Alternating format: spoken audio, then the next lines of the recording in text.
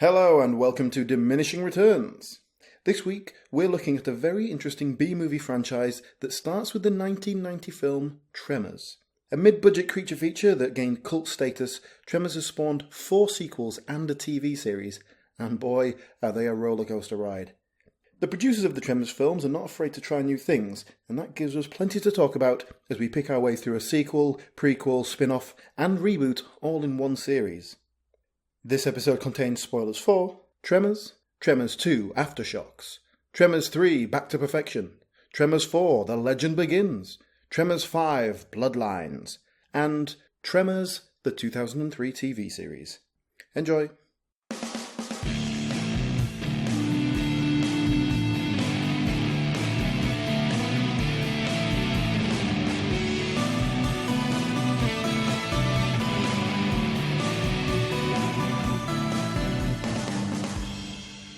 Hello and welcome to Diminishing Returns. I'm Alan, I'm here with Sol. Hello.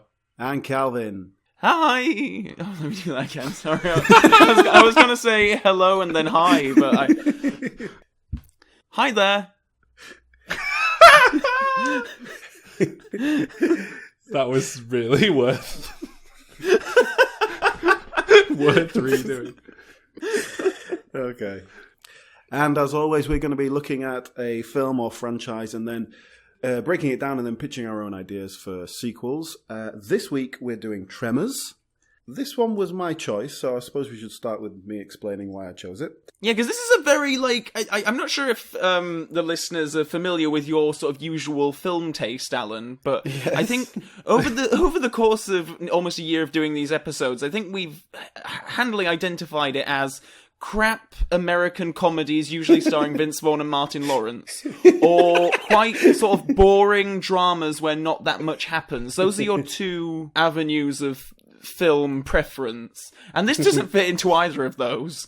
Well, I mean, you say, Calvin, it'll be interesting and difficult for the audience to get a grasp on Alan's taste, essentially, but I don't even know if I quite understand what Alan's taste is, to be honest.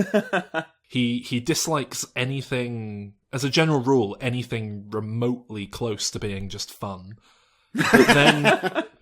But then he has this weird soft spot for the occasional, like, cheesy monster movie, and it's a very specific type. Well, let me tell you, I think I could probably give you some idea. There is one thing that really pushes my button, something I really like in films, and it's when a small group of people are trapped together and have to deal with a threat. And that's very much what Tremors plays into. But you don't like The Thing, which is the best example of that. That's the thing. Trope. And the thing with what's his name, John Carpenter films, is that he does that a lot. Even Assault on Precinct 13, for example.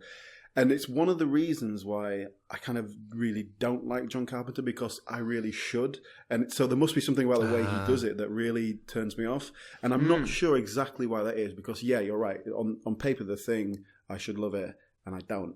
But, like, for example, like Alien is one of my favourite films, and that's that's one thing. So, for anyone who hasn't seen Tremors, it was made in 1990. It's essentially a B-movie. It's very much got that kind of feel to it. It wasn't a big hit, was it? It very much was one of these films that found life in home the video media and TV and stuff. Yeah, it's definitely had something of a cult success. The fact that there are 4 sequels to it and a TV series and talks of another sequel, it's become 4 straight-to-video sequels specifically. Yeah, exactly. It's become something of a cult hit, I think. And that's one of the reasons I chose it. I think it's really suited to what we do and our style in terms of the franchise. I think the way the sequels go with it is kind of quite reminiscent of the sort of things we pitch because they kind of get sillier as they go along. And there's definitely an element of diminishing returns there.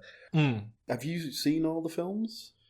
Yes. I had seen the original a long time ago. I always thought it was a decent little bit of fun monster movie stuff.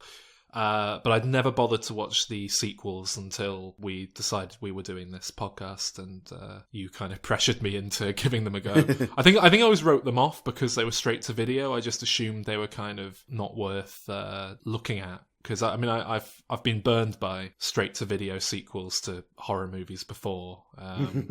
from this era, the likes of From Dusk Till Dawn 2 and stuff like that. Yes. That are just like atrocious. From my perspective, I was completely blind coming into this. Like, I'd heard of Tremors. Obviously, I heard that it was a Kevin Bacon thing, and it's been brought up in documentaries that I've seen about monster movies and that sort of thing. So I knew there was sort of something underground that came and attacked Kevin Bacon. Before watching them, I read a brief synopsis, because I ordered the Blu-ray box set for the purposes of this. I was going to watch them all on that. Ooh, and do they look any good on Blu-ray? We'll get into it. But the thing that surprised me is that I get the Blu-ray set, and it's the Tremors 1 to 5 attack pack or whatever it's called, and it isn't Kevin Bacon on the front of it. It's Michael Gross. Michael Gross. Gross. Michael Gross. And then all of a sudden I'm like looking at like the cast lists on IMDb and whatnot, and Kevin Bacon's only in the first one, and then this Michael Gross guy is and people are saying like, oh, Michael Gross is great in these, and it's his series, and it's like, I'd never heard of him before. Never. Well, that's it. I'd seen the first film, but I hadn't even considered that he would be a big part of it until I watched them all. And I mean, having seen them, obviously it is his franchise, and he is the... Well, it is one of those things where it does seem to be like he was the one who agreed to come back, and so that's why he's become become very associated with it. But do you know who he was, as in before Tremors? I know nothing about this actor. He's most famous for playing the father on the sitcom Family Ties, playing the father of Michael J. Fox. That's when Michael J. Fox became a star. So that was a huge sitcom. He was one of the main characters on it for 5 years, and literally straight off the back of that, he then did Tremors. Like, that was his next project. And so it was a completely different character and like a real different side to him. Right. He's an interesting one, because it's not often that I'll watch a franchise, certainly not a 5-film franchise, where one actor is kind of the star of the film series as a whole, and the guy leading a lot of them.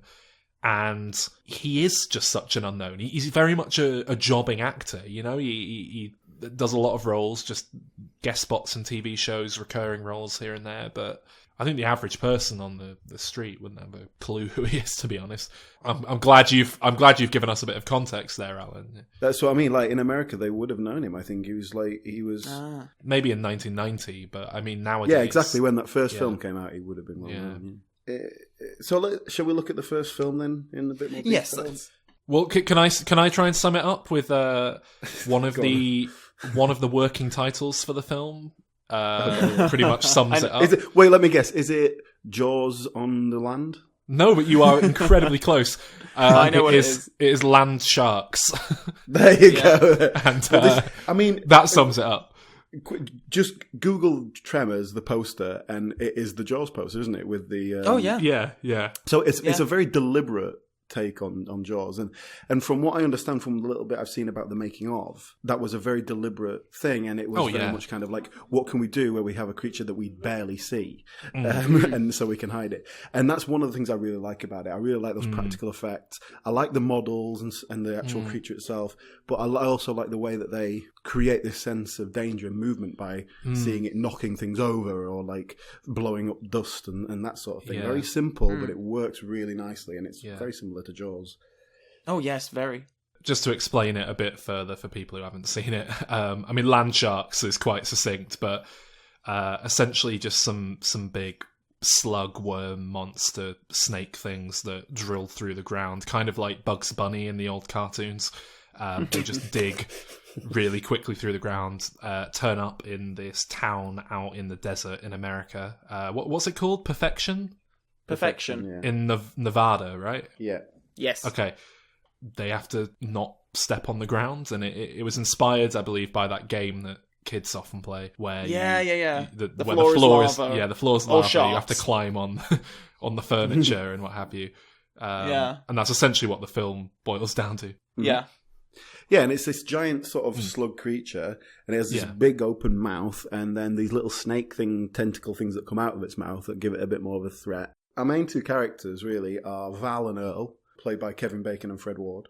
And they are kind of modern day cowboys in the sense that they just drift around and they're handyman. They just do odd jobs and they're just sort of drifting through life. And that's part of the plot, is that they're trying to find a way out. And that sort of gives it a bit more character, I suppose, rather than, hey, we're all just stuck here. And so there's a few attacks in these little outposts, farmers getting killed and things like that. The first one, from what I remember, which I think is such a great way of setting things up and hinting at it, is just that they find a corpse on what is it, like a watchtower or something?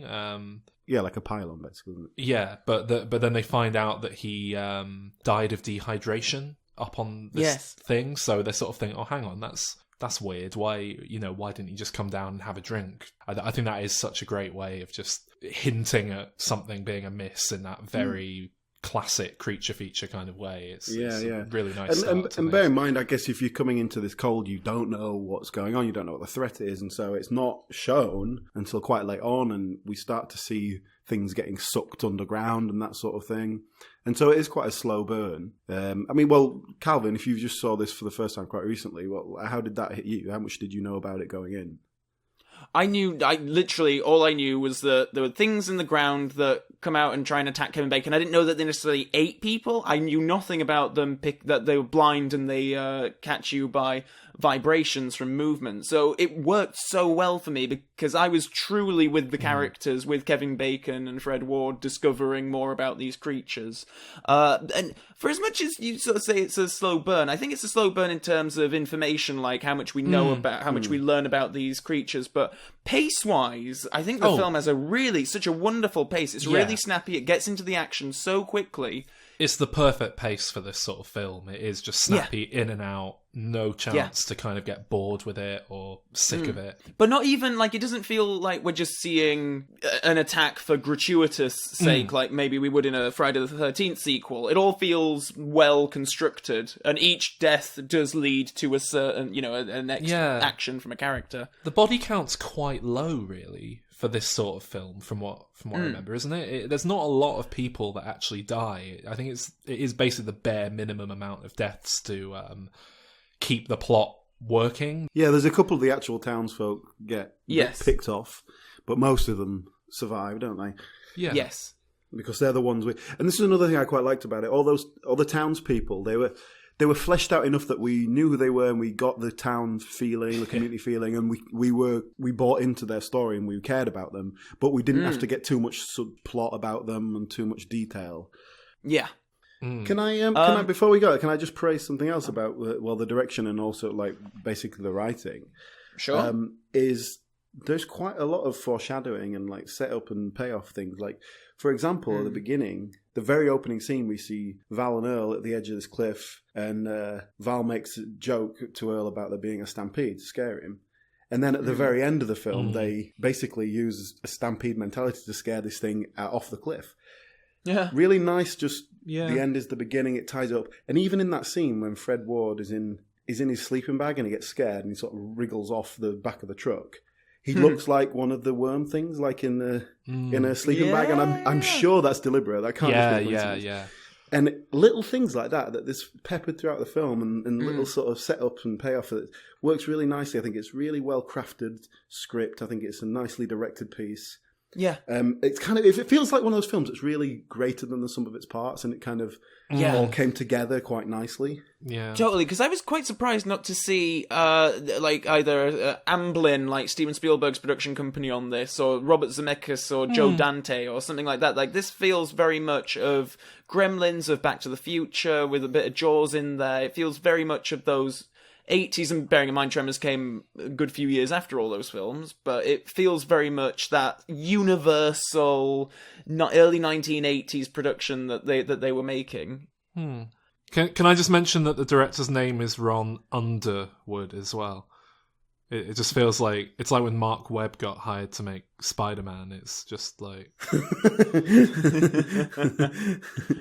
Well, I was kind of fascinated by this guy because he was in the making of, he's this really, he just talks really politely and nice, and he's so smiley, and he has a nice head of hair, and I was like, I could not imagine this man directing anything, being a hard ass on set. And then I looked at his filmography, and unfortunately it looks like he had the misfortune of directing The Adventures of Pluto Nash, which seemed to end his feature film career. Well, I was going to say, it feels like he had Tremors, then he had a string of films off the back of Tremors, and then Hollywood stopped answering the phone, and he had to do TV for the rest of his career. Well, Tremors was his first film.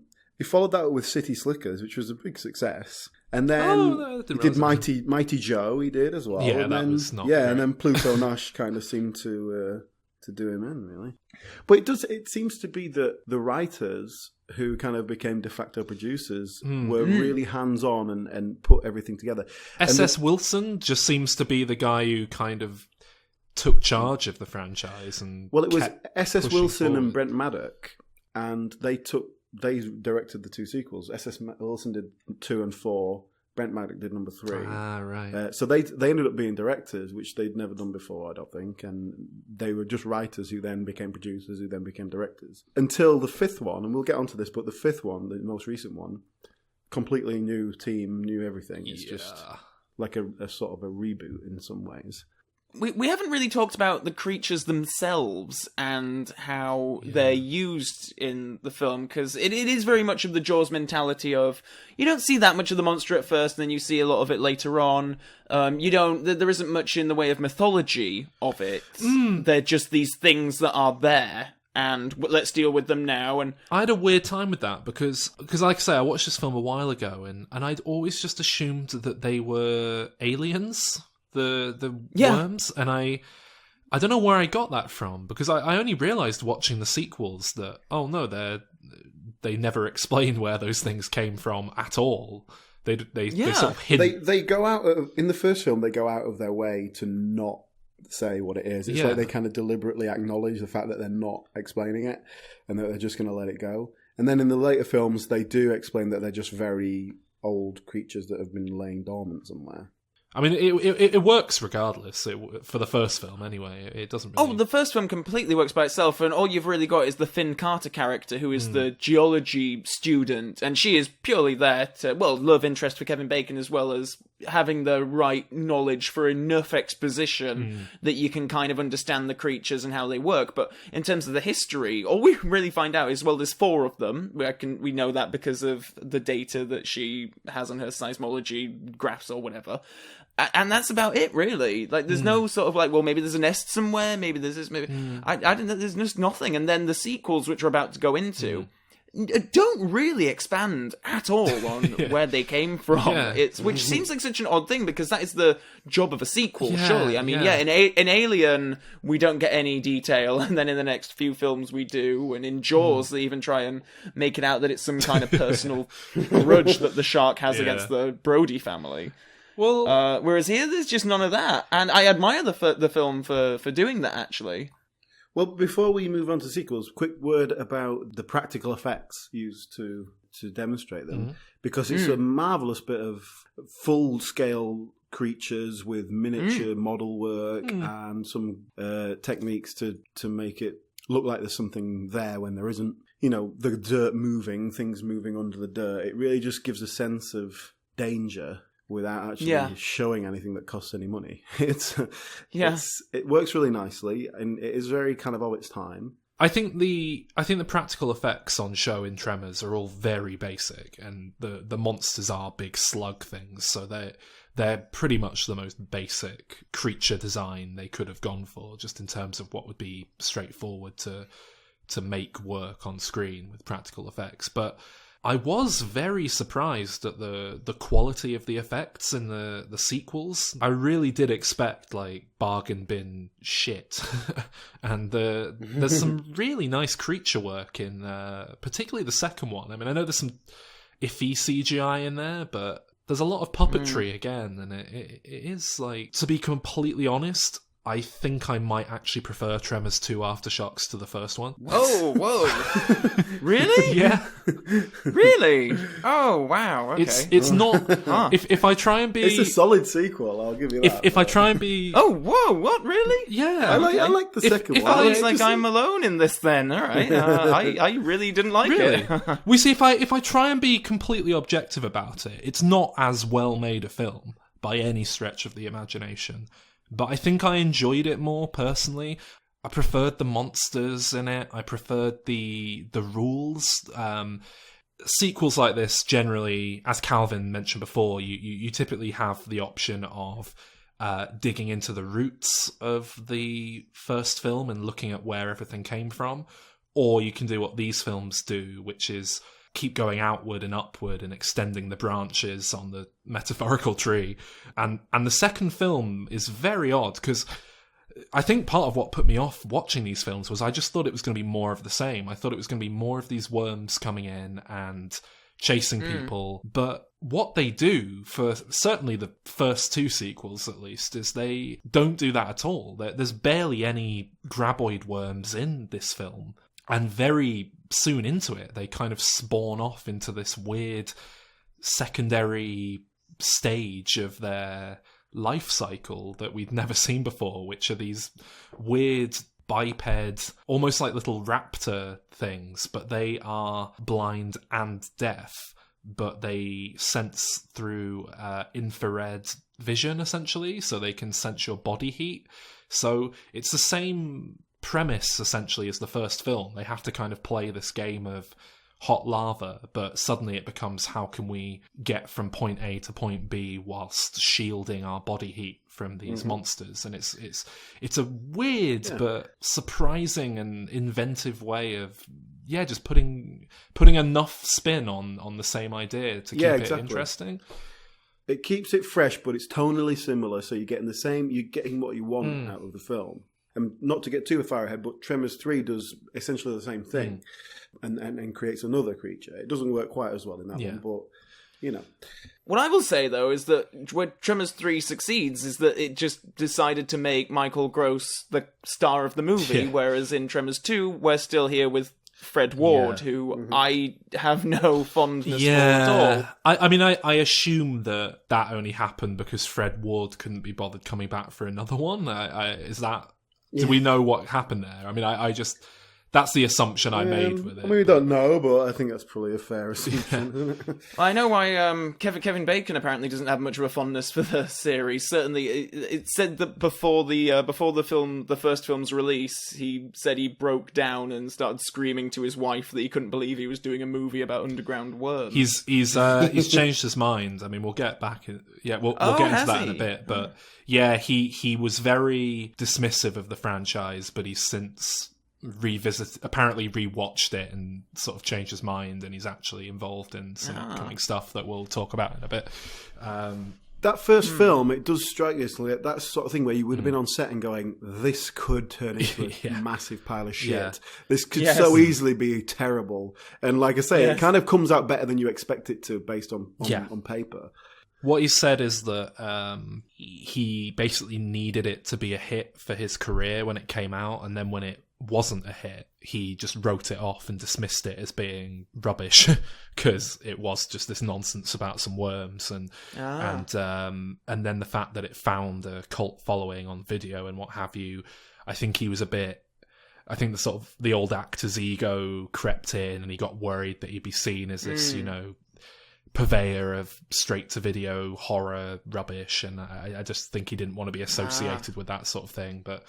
But yeah, I mean, on that note, Fred Ward coming back for this second film, the film does the classic thing of we pick up with him, and it's, several years on, and they've had a little 15 minutes of fame in between the first and second film, but he's now just living in his hut out in the desert and surrounded by, like, Graboid memorabilia and arcade machines and things. And it's... Most film franchises wouldn't go there till, like, the third or fourth entry, and it's odd whenever something like this, or Ghostbusters 2 is another one that went straight to that well of, like, they've had their success and now they're washed up and nobody cares anymore. They do bring in a new sidekick for Yes. Yeah, I'm not a big the fan first of in his, a run of weak actors in the sidekick role. Really, I mean, that guy, I don't know who he is, but like, instantly hateable as a Christopher character. Gartin. Yeah. And I mean, I presume he's never done anything because I've never heard of him, and he's a terrible actor. Yeah. Yes. And just the character's quite hateable as well. Yeah, well, they have to bring him in because in the first film, Fred Ward was the sort of grislier, older, sort of grumpier one, and Kevin Bacon was sort of the light-hearted jokester. So they just bring in a new version of that character. Yeah. Fred Ward basically spends about an hour of the film being like, "No, son, you don't do it like that, you stupid bastard, you do it like this," and that's pretty much what. Yeah. That's pretty much what. How it could have been is. Like you put a good actor in that role with the same script, same lines, and everything, and it would have been 50% better. Well, that's it. The role he was replacing, essentially, Kevin Bacon, like that character isn't particularly anything special in the first film, but he gets away with it because Kevin Bacon is a talented man and just a charismatic guy. Yes, charm and personality. So he sells it, whereas this guy the chemistry in the first film, it's like between Kevin Bacon, Fred Ward, and the woman from the first film. I thought the three of them had a really lovely chemistry together. It all worked. It all gelled. Here, Fred Ward just feels like he's been given this movie, and it's like, okay, you're the star of it. Then you're our lead. You're our main guy, and he just can't carry it. There's nothing enigmatic or there's nothing star power. He doesn't seem like he knows quite what's happening. To be honest, it feels almost like he went method. As the character, and he was just sort of like this old man bumbling around in the desert, not really sure what this young kid like was trying to get from him. And in terms of character, it is absolutely Michael Gross as Burt Gummer who swans in and kind of saves the day in terms of my enjoyment of the film. Really, I mean, for me, the star is very much the monsters, the Graboids. But when he shows up, it's like, oh, great. You know, this guy's back. Cool. You almost latch onto him more than... Because I don't remember thinking that much of him in the first film, to be honest. Like, I thought he was fine, but he didn't necessarily stand out as this amazing icon of horror. Whereas, because he is just this life raft thrown to you in terms of weak characters and weak performances, and in the sequels, you really do think, oh, brilliant, this guy's here. Fantastic. My favourite. That's exactly it, yeah. But you praised earlier, Sol, the new evolution of the Graboids, the Shriekers they're called, the little raptor-like things that run around. They just didn't work for me, and I think it's maybe because they are like raptors, and you can see them and they're wandering around and stuff, and they don't have eyes, but they might as well have eyes, because all you need to do is disguise yourself, cover yourself up, and you'll make it past them easy enough. I thought there was something so beautiful and simple about Graboids, and that, you just have to stay perfectly still, you can't move, the floor is lava, you need to get off. But I understand that they can't just repeat that same gag. I do think, but... I mean, again, what I was saying with Fred Ward, again, the idea that the Graboids have another stage in their life cycle feels like an idea that shouldn't have been arrived at until like the franchise was running out of steam. It's a very strange decision to go straight there in the second film. It's really odd.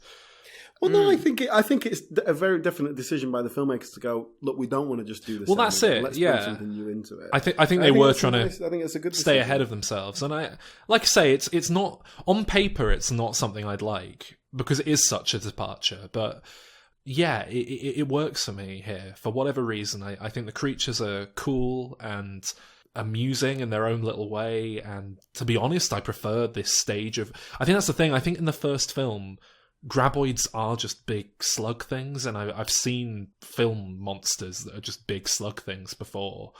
And you were saying earlier, Saul, about the low body count in the first film. Oh, yeah. But in the second film, I think there's about 3 people. Yeah, it's really very low. Yeah, and I was very conscious. Well, there's only about 8 people in it. Yeah, yeah. The second film is set in Mexico. And the characters who die are all Mexican, but the characters who live are all American. Yeah. How do you feel about that? It's inevitable, isn't it? I mean, that's...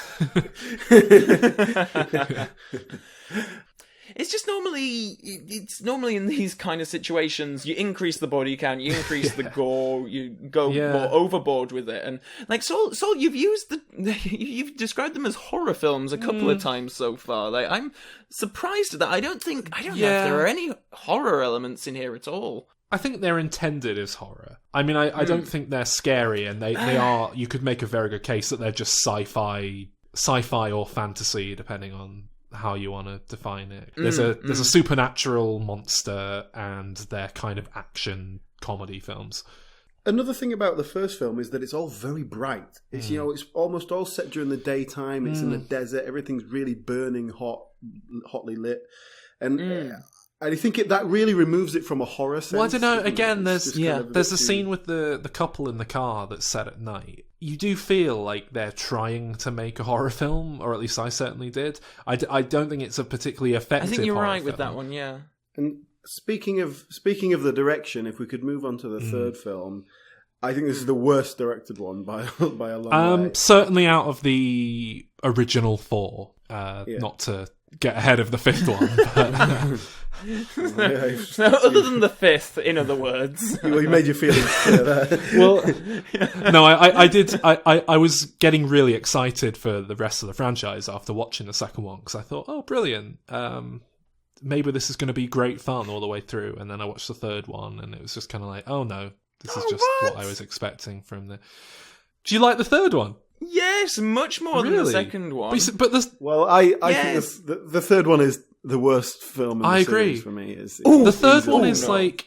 No way. It kind of...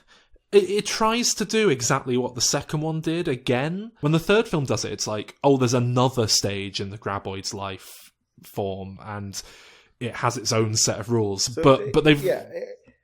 Well, let's do this, because it basically does the same thing again, but barely. Again, the supporting cast are terrible.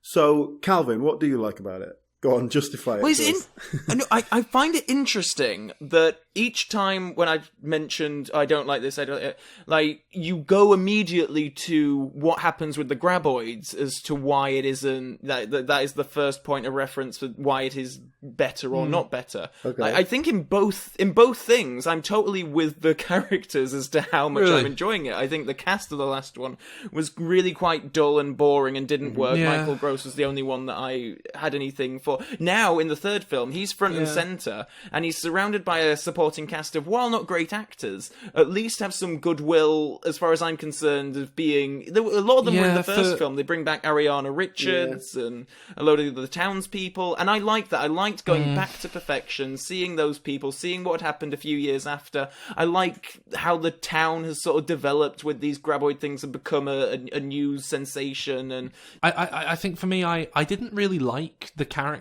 that much in the first film, and I didn't really like the characters in any of them, to be honest. So I really did just latch on to the creature design, the way it works, and the very... I mean, I'm hesitant to use the word plot, but the very immediate plot in terms of, he can climb up there, he can jump on that rope, he can swing from, that rope to that thing. That sort of like, almost like you're playing a video game kind of mentality of watching a narrative. And then the whole thing is they fart their way into like flying, and it's like suddenly this really puerile attempt at humor that just doesn't really land. And they call them ass blasters, who after the Graboids and the Shriekers, this is the new species of them, and it is really juvenile, as you say, but I don't know if it was part of the audience they were going for. And the thing as well with Gummer, I really like it when a character you like shows up like halfway through the film to sort of save the day. So I kind of enjoy that. I think I enjoy that more in the second film, that he turns up halfway through and joins the cast of characters than in the third one, where you do just stick with him from the offset. Well, we haven't really talked much about him as a character, and I think this might be the best place to talk about it, because as you said, Alan, he's a gun guy, he's a right wing, he lives in this like fort almost that he's built himself with a basement full of guns. Yeah, he's very much he is the stereotypical redneck who's essentially stockpiling weapons and supplies because he thinks that there's going to be some sort of apocalyptic event, or the government's going to come and try and take his guns away and he'll have to defend his little ranch. And from my cold dead hand. And the joke of the first film is this guy is a lunatic, but then at the end of the film, it like almost justifies his actions all the way through, because he suddenly gets to use all his guns and he's suddenly able to have a big part in saving the day. It's a character I've seen done elsewhere, and I've seen it done better, frankly, and more amusingly. But here, I don't think I've ever seen it as purely down the line, just this sort of guy. Because I guess that is because he isn't developed, basically, like Alan was getting at. I don't know. I think Michael Gross does play the character very well, because I've seen this character before in plenty of things, and normally, you know, we're all precious, nice, liberal people on this podcast. So this character of Burt Gummer should really be completely detestable. Like, why are we following this weapon-crazy idiot? Watching them all now, like, his cap, like... I had to keep reminding myself that it didn't have "Make America Great Again" written on it, because it is such... it clearly is that sort of guy, that design. And but he's just played with just the right level of warmth, and there's just something quite affable about how he looks. He seems quite...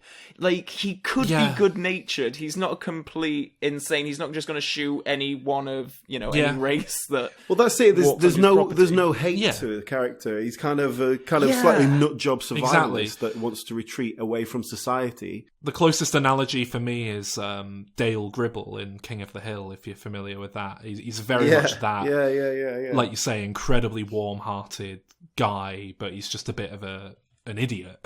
But you're right, I do think Michael Gross does a hell of a lot to make the character work, and I didn't really know to what extent he was consciously performing it until I watched the fourth one, and it was like, oh, okay. I see he's actually like really acting in these films and really kind of doing different roles. Well, before we jump onto the fourth one, but what really, I think, sticks me with Tremors 3 is I don't know how you get that many bad actors in one film. Like, I think that it's one of those things where the director has to take some blame, I think, because it must be about not being able to get performance. I don't know, it's partly, but it is a straight-to-video, even really a low-budget film. This is a professional production, you're still paying actors. I know plenty of actors who don't get paid, who are better than these guys. I don't understand how people get through auditions sometimes. But they're shooting out in the desert as well, so you're gonna have to find actors who are willing to go and live in the desert, presumably, for however long, and not. It's not like they were just filming it in a backlot in LA, were they? I mean, maybe they were. I don't know. Again, they bring in a sidekick for Michael Gross's character in this case, called Desert Jack, who's basically like a chancer con man. Sorry, I've just looked it up, and it had a budget of about $6 million. So yeah, they could have had good acting. For reference, that was that's roughly what Shaun of the Dead cost, just for reference there. So yeah, really? That's pretty unforgivable. But the guy who plays Desert Jack, he's not like terrible, but he's obviously not a proper actor. Does that make sense? He's like he's like a performer. He's like a soap actor. You know, he's like that kind of do angry, do shocked. It's like so performative rather than acting, which I know. What do I expect from Tremors 3, really? But it's like I think I'd completely forgotten about that character entirely until you just mentioned him. I remember it being Burt Gummer and the Asian lady from the store through most of the film. So did the TV series take place in between the third and fourth film then? Yes, because I found it very odd that they went to the prequel well in the fourth film. It just felt like they didn't need to do that, but I didn't realise the TV show existed yet. I assumed that came after them all. So, well, let's do the TV series first. I mean, I haven't seen it. I'm not even sure if I can get hold of it. Not easily, anyway. Obscure. It was on Sci-Fi Channel in America. I don't know, like. I mean, basically, they showed about half of the series that they made and then cut it off. So did they not obviously even didn't do show that the whole well. thing? No, they showed about 8 episodes, I think. Was it not very well received then? Because, I mean, they No, got but Gummer back, didn't they? Yeah. It's the And Christopher setup is- Lloyd was in it. I was reading about it before. Yeah. I mean, I haven't seen it. I did a bit of research just to get the idea. But yeah, Christopher Lloyd popped up in it as a few episodes. But basically, the setup seemed to be they have certain things with the Graboids and all that, but then they have this secondary element where there's a kind of nearby government facility. I don't know if it's government, but some kind of shady facility where they're creating hybrid creatures. And so then Right. so that gives them kind of free rein to start producing these kind of creature of the week Yeah. idea that they can just use whenever they need to go Yeah. back to that kind of idea, because the Graboids aren't interesting enough to Yeah. prolong a full series. And it sounds like it was kind of exactly what you'd expect it to be, really, and hitting all the notes you'd expect, and it just kind of didn't hit. It didn't quite take, and perhaps it got messed up in the scheduling or something. And I know they aired a load of them out of order, and that caused a whole load of continuity issues for them and stuff like that. But for as far as I know, that was because it wasn't a very strong series, and they thought they'd better put a strong episode on at the start. maybe, So who who knows? knows? But yeah, it seems like it's very much in keeping with the films from what I've seen of it. I've seen a few clips, and it's perhaps just suffering from that kind of fatigue where we've kind of seen it all before now, and it does make sense that in Tremors 4, they went in a completely different direction. It's a prequel, so it goes back to 1889 or something like that. It's kind of this Wild West frontier town, and I think it really works well because it puts us in a different situation, and we see how they deal with it there. I like the characters. I really like Michael Gross gets to do something completely different. And the whole thing has a kind of charm that I really like. I loved it. It's really? Probably, I don't know if either this or the first was my favourite of the franchise, but it just ticked so many of... I know, Saul, in previous podcasts you've talked about your own personal boxes, and if enough of those are ticked, then you'll just love a film. And one of the ones that's pretty high up my list is taking a sort of a snooty, well-to-do character who's really trying to keep it together, really trying to keep together this posh exterior when actually he's a bit broke, and he's pretty in a desperate situation, and put him in the most disgusting situation. But yeah, because I like that because it's Michael Gross coming back as Bert Gummer's great granddad or something, but playing the character completely differently. Yeah, as I said before, he's really given an opportunity to flex his character acting muscles and chew the scenery a bit and do an accent, and you can tell he's enjoying himself. Yeah. And what I really like about it is that he does have a character arc. The film, in fact, the kind of entire premise of the film is his character arc, and it works nicely. It's not anything unusual or particularly original. It's about it's an arrogant guy has to learn to be humble and sort of respect the people around him. It's pretty simple, but it works really nicely. It's contained within the action sequences, and it's just sort of it hits everything you want it to hit. Yeah. What did you think, Saul? I mean, it's not without its charms, but I didn't think it was great. I thought it was better than the third one. I love the premise of it. I like the characters. I like... Or not the characters, but I like that Gummer is reimagined and, like you say, given an arc. I like the old gunslinger that they bring in. It just kind of began to drag for me a bit as it went on. It just sort of ran out of steam. I think it's humble...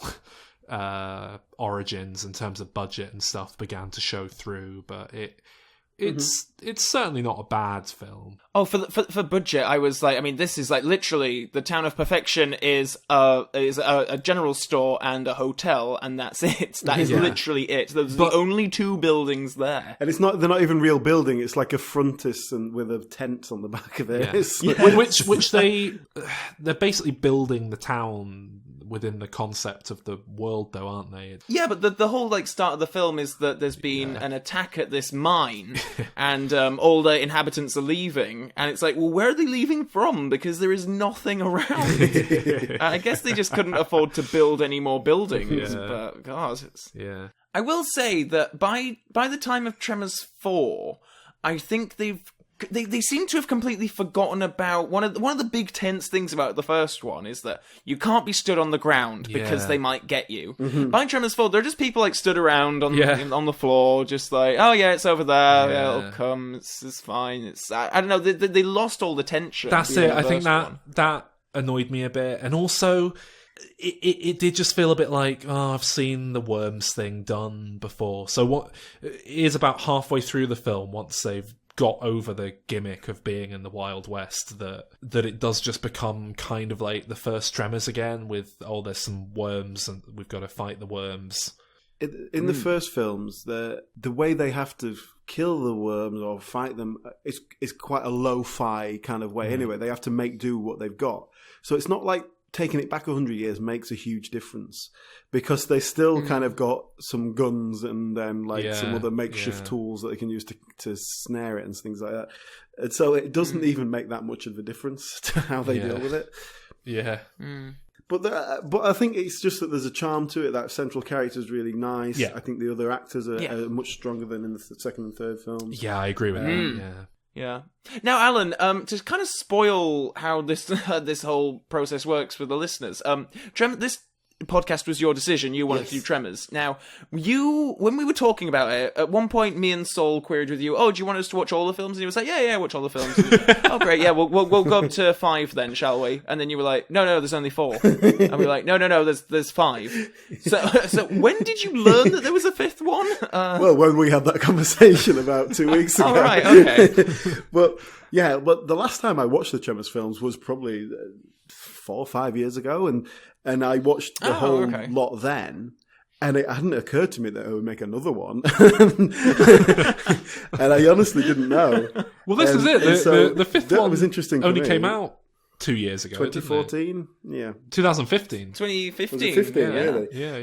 But the interesting thing about Tremors 5 is that it's not the original team. So S.S. Wilson and Brent Maddock, who are the kind of the originators of the series, they are not involved in this at all.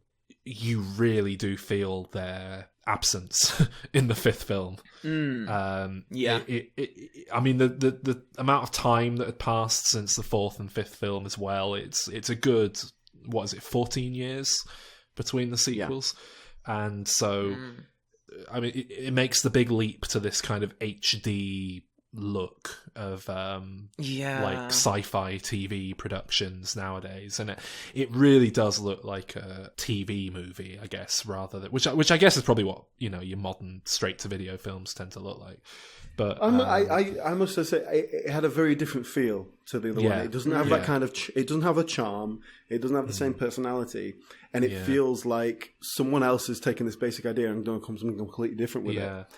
And it kind of works in a certain sense, but I mean, firstly, Gummer's like noticeably older, and that feels weird. But they don't really address it, really. I mean, they dig into his, lineage and the idea of him having a kid and all that sort of stuff, which I suppose is kind of going there. But I mean, the first 3, 4, 5 minutes of the film are shot in a kind of mockumentary format, because we see Gummer making a Survivor Bear Grylls kind of TV show with someone filming him out in the desert. And I kind of initially thought, oh, okay, so the hook for this one is going to be that it's a mockumentary. Okay, I guess I can get on board with that.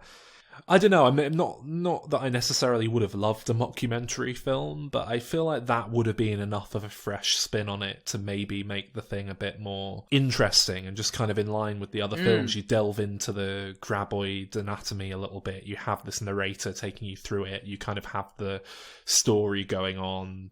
But like after the first 5 minutes, he kind of puts the camera down and it's just shot like a normal film. And then the big hook of this one is basically that Gummer goes to Africa.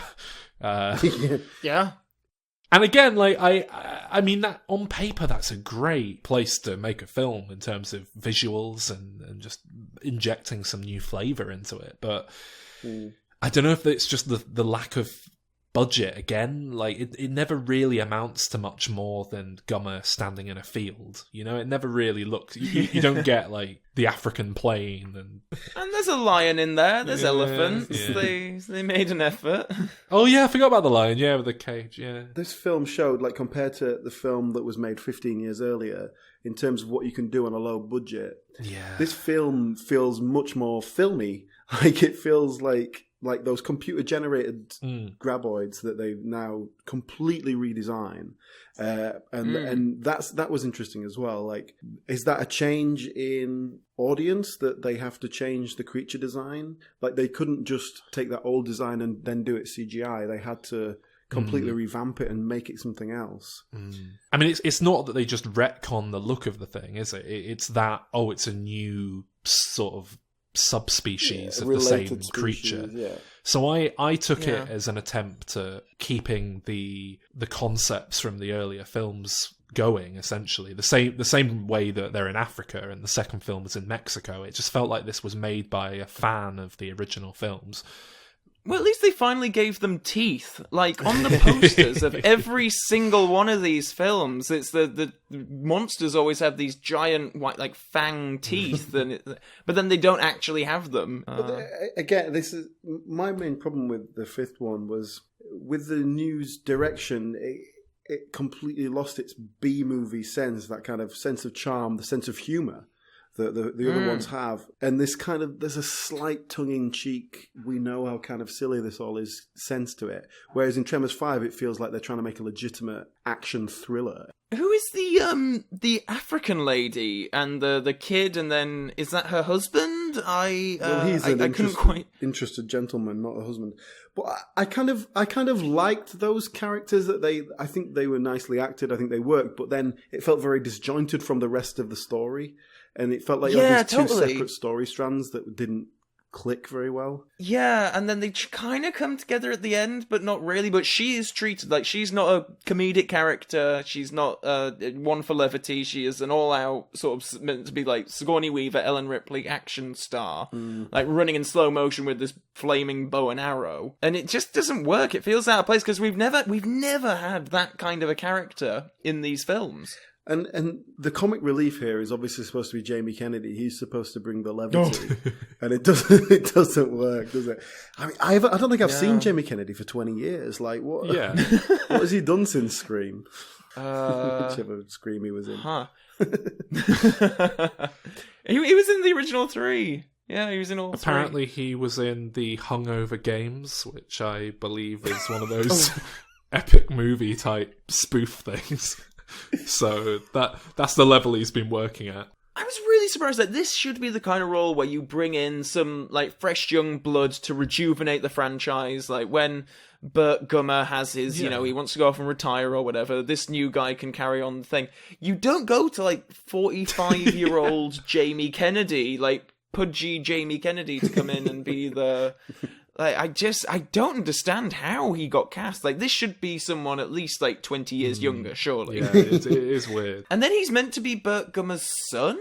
Well, that's the kind of plot twist at the end, and it doesn't need it. It's not emotionally resonant. It doesn't work because they kind of drip it in, but they don't build it up to a point where it would be emotionally relevant to Burt Gummer. It's just like a stranger comes in and says, "Oh, by the way, I'm your son." He's like, "Oh, right." And it doesn't. Yeah, it really doesn't work. There's another character in it who's like the sort of South African equivalent of Burt Gummer, who's kind of a slightly eccentric gun guy. Oh, the helicopter pilot. Yeah, and he ends up getting swallowed by one of the graboids and then survives as well. And that's kind of like that seems to be like, if you're a graboid hunter, that's your kind of your rite of passage. Yeah. And those two, the relationship that those two build in sort of very brief scenes, but they kind of instantly click and they understand a kind of shared passion and thing. That relationship really works for me, even though it takes up about 10 minutes of screen time. But the relationship between Burt Gummer and Jamie Kennedy's character does not work at all. So yeah, it's very odd. I think they brought Jamie Kennedy in thinking, like, I watched the outtakes reel on the discs, Oh, really? and most of it is just Jamie Kennedy doing the same scene about 4 times and like ad-libbing a different line at the end of each one or something. And I think they did bring him in with that in mind. It's like, yeah, well, you know, we've got about half a script and no jokes, so we'll bring in comedy someone genius who can sort of ad-lib Jamie a bit. Kennedy to Yeah. polish the script on the set. Well, exactly. Yeah. And then it's just like, he's just not terribly funny. I'm sure he's a lovely man. I'm sure he's really nice, but I'm not. I don't think he works here.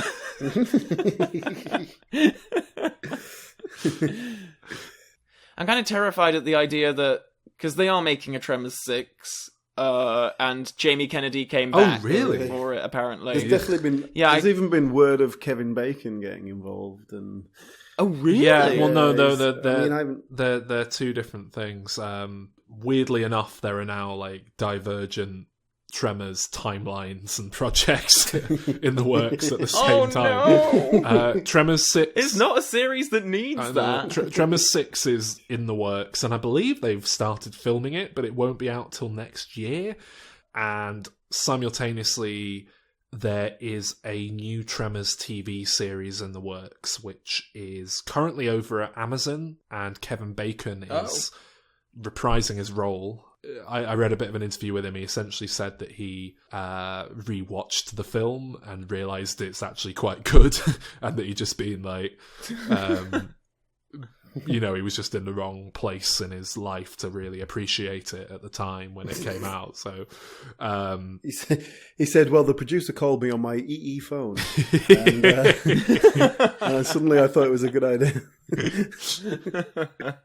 Yeah, I've seen Kevin Bacon like wearing the Britney Spears red music video costume for money recently. I don't think anything's beneath his dignity anymore. But you know, Britney Spears, that's a good topical reference, isn't it? It is when she comes in and she's like, Kevin, you're wearing my outfit. That I wore He's like, 15 years Britney. ago. It's great. They're both so relevant. Well, that's it. Kevin Bacon says he's coming back for this mini-series, they're calling it. So, as the same character? Yeah, He played in the original one? Is it going to be a reboot, it's sequel, the same character or... from the first film, but apparently they're just ignoring the sequels that already exist. Oh, poor Michael Gross. Oh, yeah, and apparently Michael Gross has not been asked to return, and from the sounds of it, that's a pretty major mistake. Yeah, from the sounds of it, he would be very open to returning, and they just haven't contacted him. And from the sounds of Kevin Bacon's camp, it sounds like he just doesn't want anything to do with like the straight to video sequels and what have you. And it's all a bit of a shame, really, because I hope that the series stands alone rather than rewriting what they've already got. So as we move on to the pictures, I just want to say that, just wrapping up general thoughts on the franchise in general, I'm really happy, Alan, that you suggested doing these, because this is a franchise I had no knowledge about at all, no expectations or pre-concepts, anything like that, and I actually came away from it being quite a fan now. Like, I will be keeping up with the series when the new ones are released, and so getting onto the pictures then. I'm going to go first. Okay. Now, we've talked already about how the premise for the first film was basically Land Shark, right? So wait. now it's going to be set in the sea. But a creature that would normally be on land. Sea lions.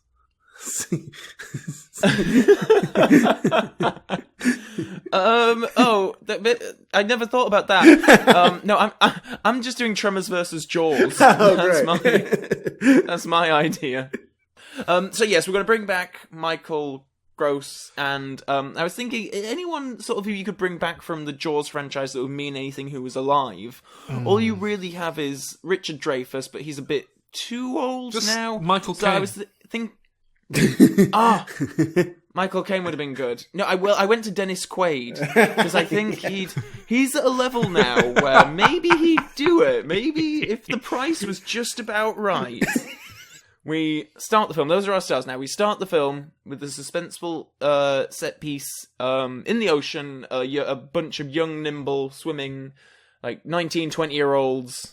I'm anticipating a new larval stage that allows the Graboids to enter the ocean, but I'm really hoping that they're actually going to meet each other in just, like, some mud or something. like there's a bit of a flood, and Jaws can swim through the mud, but the Graboid can dig through it, and it's equal playing field. I'm rewriting my third act as we speak. So there's all these young, teens in the water, and of course there are things that come up and start attacking them. It's a bloodbath. What are these things? One of them screams as she jumps onto like a water buoy in the middle of the sea. Barracudas, shouts one of her friends. Huh? What? She replies.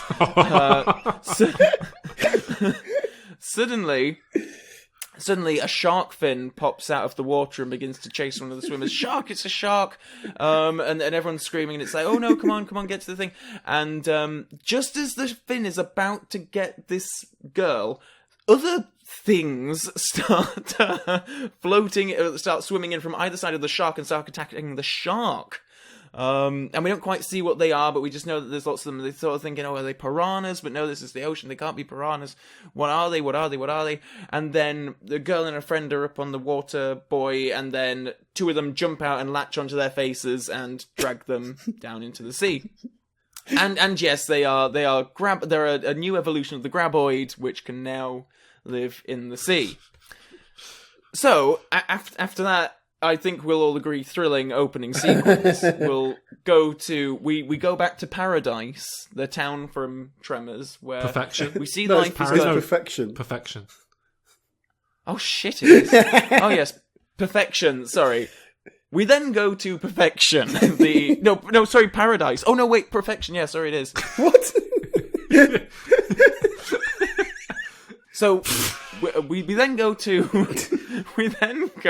Perfection, where we see life is going on peacefully as the townspeople live in harmony with El Blanco. We're going to bring back the white albino Graboid from Tremors 3. And we get cameos here from a lot of the original stars, but not too much, as Sol and Alan would give it a bad review because they're all terrible actors, if we're going by the third film, apparently. So our focus is on Bert Gummer, who we find is kind of bored with his life now, because everyone knows how to battle Graboids in this day and age, and as every version of them has been discovered, so we figure, he feels like he doesn't actually have any purpose anymore. Like, his entire existence was based around these creatures and their evolutions and killing them, but he lives. El Blanco's kind of a pet almost to him, and he's sort of waxing lyrical and sort of having a heart-to-heart with El Blanco. He's getting old now. He doesn't know if life is quite worth living. He's thinking about killing himself. But a new bloke turns up in town, and this is Dennis Quaid as Michael Brody. Now, Michael Brody is still a marine biologist, as he was in Jaws the Revenge, but he's obviously he's investigating these new creatures that have appeared in the ocean, and he has a hunch that they are relatives of the Graboids. So Michael Brody turns up in town, and he is obviously there to get Bert because he wants his help investigating these new creatures, and Bert is actually galvanized for the first time in ages. He's like, yes, brilliant, okay, great, I have a purpose, and they're going to go off together. Now, obviously Michael Brody's a marine biologist, he's all about the preservation of animals and that sort of thing, so we're going to get some conflict here between Bert, who seems to want to just blow everything up, and Michael, who wants to study it and research it and that sort of thing. We can have an odd couple on the sea type of scenario here. So the water-based Graboids are... they're not actually as big as great white sharks, but there's just a lot of them, so they can kind of overwhelm the sharks and feed on them. But they seem to be taking the fragments of the sharks back to a sort of nest. And we see that there is actually a kind of big octopus-like Graboid that's actually growing on the bottom of the sea. So this is our big boss, obviously. So they decide that if they've got to have that, they need to find the biggest great white shark they possibly can to take it on, because that's the only thing in nature that could take it on. And this is obviously Michael Brody's thing, is all he needs to do is put his little toe in the water and the biggest great white shark in the area will come up. But Bert has the idea to strap weapons on the shark, like guns and that sort of thing, which he can control. Laser beams. Yeah. Why not? Why not? That he can control via remote control. And so that's our sort of setup for the Hammers. big battle at the end, which is the octopus. Which is the octopus Graboid in the water taking on the biggest gun-toting shark you've ever seen. Now, the shark obviously wins because the shark has had the advantage of the humans' help. Now, here, somehow, the characters are going to move away from the sea to some kind of river or something. Somewhere where there's enough mud that enough mud can get whipped up in the water so that we can have a level playing field for El Blanco, who's going to come back because the gun-toting shark is now chasing Bert and Michael. And they think it's all over when here comes El Blanco, and El Blanco and the gun-toting shark have a fight. And of course, the shark loses to El Blanco, who Bert pats on the head and throws a treat. And that's the end. Bert and Michael can go swimming off into the distance. I do like how Bert and El Blanco become friends. And I can imagine I thought that's where they were going. Him tossing a beer into El Blanco's mouth and stuff like that. They just sort of hanging out together. I think he should use him as a kind of faithful bloodhound, like a sniffer dog. You can train him to lead him to the Graboid eggs or something. So that was my idea for continuing on this franchise. Sol, what is yours? Well, mine is a very straightforward pitch, insofar as I kind of feel like if it ain't broke, don't fix it. That whole thing. Okay. I feel like there's enough of a framework with Tremors to do something. I feel like enough time's passed since the original film. Whilst I really appreciate all the offshoots and tangents and gimmicks and things from the sequels, I think there's enough space that just a flat out straightforward reboot would work really well in today's day and age. So my approach would just be just that straightforward reboot. I'd want it to be still set within the same continuity, so not a soft reboot, not a hard reboot. So probably all new characters. Doing the same thing. Yeah, set in the same world, but probably all new characters. I mean, I don't know, maybe Gummer can pop in for a little cameo at some point. There's no reason why he couldn't. You could probably even get away with bringing Kevin Bacon back if he was up for it, but it's not drawing upon the lore of the earlier films. It is designed as just...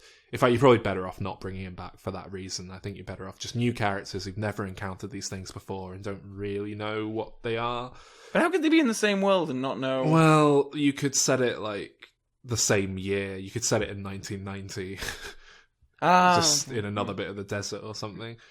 I mean, this is the thing. I part of me would like to take it to the city or to just somewhere a bit drastically different, like a suburb, just to see that. But I mean, part of the appeal would just be seeing a Tremor sequel with a bit of money behind it, like a real...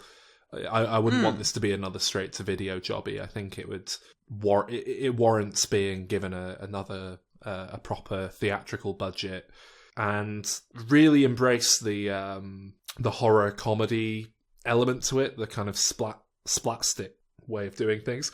I mean, I would go to... You want to get some big talent really on board to write and direct it and make it as funny and as scary and as much of a genre. This has got Peter Jackson written all over it. That's exactly who I was about to suggest. You go to Peter Jackson and you say, Peter, have you got any interest in returning to your roots? Probably not. He probably wouldn't want to. You woo him as much as possible. You sort of point out that his last few films weren't very well received and maybe he could do with, getting back to basics and honing his skills again and being a bit more restrained. But if you tell him that you can take the 90-page script and turn it into 3-4 hour movies that you can have extended cuts out on DVD as well. Yeah. But if he says no, you just move down the list. And this is the thing: you have a big list. You go to Sam Raimi when he says no. Yeah. You go to James Gunn after Sam Raimi turns it down. You just keep working your way down until You end up probably with Joe end up Dante. Well, I was going to say you probably end up with whoever directed Piranha 3 Double D or something like that. So would this? Are you saying this would be like a big budget production? Or are you saying they'd try to make it and then they wouldn't be able to get the right people? Yeah, a big budget. Yeah, I mean, it doesn't have to be a huge budget. It doesn't have to be like Skull Island level of budget. Would you would have the sort of Jerry O'Connell in the lead? You'd go for Chris Pratt, I think, and then just Brendan work your way down the list. Jerry O'Connell. Like I say, it's all about working your way down the list. I think realistically, I don't know who would be realistic. You'd have to find someone. No, you'd have to find someone who happens to be a big fan of the original. Someone like Seth Rogen, who comes out of the woodwork and says, Yeah. "Oh, I'm really into those films. I'll do it." And then you get him to work on the script, and he'll get James Franco and all his mates to pop up for cameos, and that's how you do it. But that is reliant on Seth Rogen being a big fan of Tremors, which he probably isn't. There's got to be a big Tremors fan out there who'd be willing to get involved. So, Alan, right. How would you add to the Tremors franchise? Well, my idea, I think it's a logical direction of where the series is going, and that is to kind of go full meta. So my pitch for Tremors 6 is that there's a big Hollywood production being made to tell the story of the original Graboid experience. So let's begin with a Hollywood producer character, fast-talking, slick. He's played by Vince Vaughn. Let's just get rid of it. I did create this character, I then put Vince Vaughn in it, and then didn't really do anything with the character. But you can imagine what Vince Vaughn would do as a Hollywood producer. So the first thing he has to do is go to the original people, so Val, Earl, Bert, and try and get them on board as expert advisors. Okay. And so we get a little cameo for Kevin Bacon because he doesn't actually want to come back, but they can pay him enough to do a cameo. So they have him as Val saying, "Oh yeah, I'm not interested." They just sort of we'll drop in on him and see what he's up to. But I think Val and Earl now, they're big shot millionaires because they opened a theme park and they started doing really well from it. That was the sort of that was implied in some of the later sequels. But I think Fred Ward's probably available, so Earl can be part of the film. Now, is he alive? Oh yeah. Fred, he's in his 70s, but he seems pretty sturdy still from what I've seen of him recently. He was in True Detective, which was last year. But I do think we could have his character in a wheelchair and he's hooked up to an oxygen tank and all that. I want to make him look like he's quite ill. And they get Bert as well, and they all go to the filming location, which now they're filming it in Nevada, but it is a place that's suspiciously close to Area 51. And we'll have to sort of just drop that in casually. Where is Area 51? Arizona? Nobody knows. No, it's in Nevada. Is it? Why have I got Arizona in my head? It's all desert, isn't it? It's actually Nevada, I believe, Alan. Nevada. Just so we don't upset our American listeners.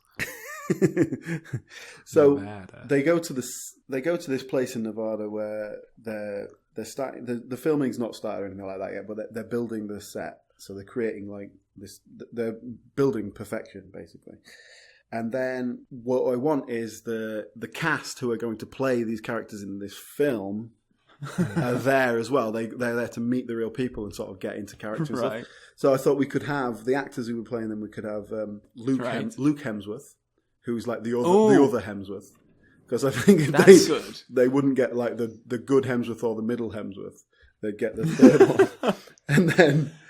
And then the other one you could have. I do think it'd be good to have Michael B. Jordan, who is the guy who plays the new Fantastic Four Flame On guy, and he's in Apollo. And then now playing Burt Gummer in the fictional film, I want Jason Bateman.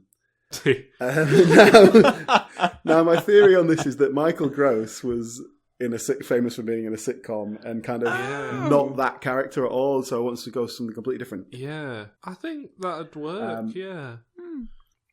Oh, and then the other thing is that they kind of go, oh, well, let's see the Graboids. Let's see the things that you've created that are going to look like Graboids. And Vince Vaughn goes, oh, no. It's all going to be CGI. Don't worry about that. But then he introduces them to Andy Serkis, who will be playing the Graboids. Oh, okay. I thought it was going to be like like he was conspiring to just throw them in with some real Graboids and film the outcome, and he was tricking them. So Andy Serkis is playing the Graboids. He's gone deep into research. So anyway, the inevitable happens, right? A real Graboid turns up and starts eating crew members. And so this kind of the middle of the film, I've not put much detail in, action, things get eaten, all that sort of thing. But then, like, you could have fun with it in this fact that they have to get up on the roof, and it's like exactly like the first film because they've built the set that is like the first, like the town, and that sort of thing. Okay, but anyway, we'll get to the point that there's only one Graboid, but he's a really big bastard, and it starts picking people off. Bert hasn't got access to like his arsenal of weapons, so they can't just sort of kill it easily. Sort of comic relief element, you've got Jason Bateman. He's playing this gun-toting kind of wacko, but he's actually like a real pansy liberal pacifist, and he's afraid of guns. and you can't even shoot the fake guns without flinching. They have to outsmart the creature to survive. So in order to do that, they have to combine all these elements that we've set up earlier. So because of the in-depth research that Andy Serkis has done to get into character, he can predict how the Graboid will behave. And so they're able to trick it into an ambush. They kind of can trap it in a place. And then they get some of the pyrotechnics that are set up for like the film set, like explosives and things that they were going to use to create, little bits and pieces. They get that and create a bomb. So I'm sure that Bert could do that. They get this bomb, and then they get Val. They kick him out of the wheelchair. They attach it to the wheelchair, and then this is like a homage to the remote control car bits they were doing in the first films. So they've got this wheelchair. They rig it up with a remote control. They like drive it out into the desert or wherever. This huge Graboid comes and grabs it, swallows it, boom, and then they pull the trigger. But something goes wrong. The bomb doesn't detonate, and they can't make it work. And then the Graboid attacks them again, but they notice that when this does it, it has swallowed the wheelchair, but it couldn't properly swallow it, so it's kind of stuck in its mouth. And of course, attached to the wheelchair is an oxygen tank. So, and then I don't know, we'll have to contrive some reason that it's Jason Bateman who has to be the one who's got the gun, and he has to take aim and sort of face his fears and shoot into this gaping maw of the Graboid. He shoots the oxygen tank, it explodes, it detonates the bomb, that explodes, the creature is destroyed, and then they are all showered in its orange guts. And then, so they're all survived, or some of them have survived, some of them die at some point. And then just a little closer, right at the end, this car pulls up two men in black suits, white shirts, sunglasses. They step out. They're going to be played by Channing Tatum and Jonah Hill. And then they whip out their like little amnesia pens and flash everyone and wipe their memories. Just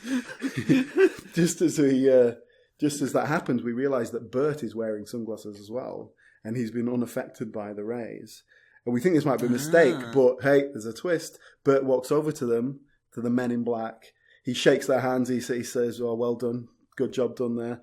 And it turns out that Bert is a man in black. What a twist! So you're anticipating MIB 23 or whatever they're calling it having Tremors. Taken place before this film. Yes. Okay. Why not? The upcoming 21 Jump Street. MIB... Yeah, the upcoming third 21 Jump Street film, which is going to be a crossover with the Men in Black franchise. Yes, right. That's why. Oh, okay, I kind of wondered what...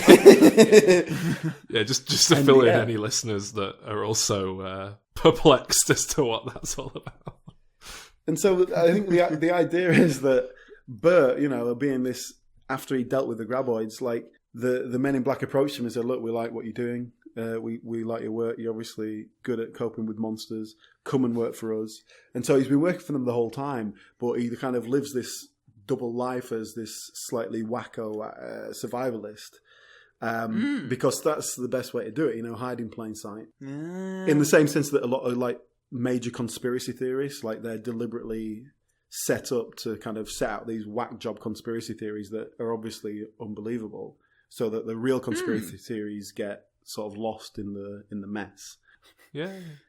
So anyway, that's my pitch. There's plenty of references in there. Yeah, I think the fans will be happy.